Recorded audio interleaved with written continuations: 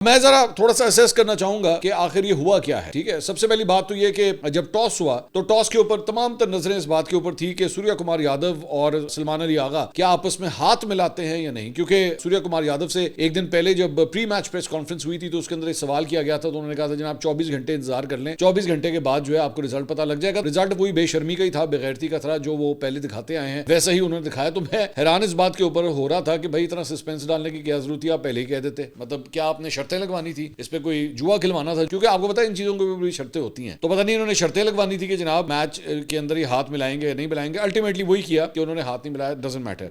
मेरी नजर में इस मौके के ऊपर ही जो है वो पाकिस्तान से एक बहुत बड़ी गलती हुई और यहीं से मैच जो है वो आपके खिलाफ जाना शुरू हो गया। और हुआ क्या कि टॉस जो है वो आप जीते, सलमान अली आगा जो है वो टॉस जीते और उन्होंने कहा जनाब हम जो है वो पहले बॉलिंग करेंगे। अब अगर मैं एक जाहिर बात है he did not explain it, मुझे जो फील हुआ वो यही था कि जनाब शायद इसकी बहुत बड़ी वजह ये थी ओवरकास्ट कंडीशंस थी। एक दिन पहले जो है हल्की फुल्की बारिश भी हुई थी यहाँ पे इसी ग्राउंड पे, तो ही वाज एक्सपेक्टिंग कि शुरू में जो है मुझे शायद थोड़ी सी जो है हेल्प वगैरह मिल जाएगी। लेकिन इंटरेस्टिंग बात यह है कि टॉस जीत के जब उन्होंने बॉलिंग की और उसके बाद सूर्य कुमार यादव से जब बाद में सवाल किया गया तो उन्होंने कहा जी हमने भी पहले बैटिंग ही करनी थी। मतलब उन्होंने बॉलिंग करने का फैसला किया तो सूर्य कुमार यादव ने कहा कि जी हमने पहले बैटिंग ही करनी थी। तो एक किस्म का दोनों कप्तान जो चाहते थे वही हुआ, टॉस का नतीजा जो है वही निकला।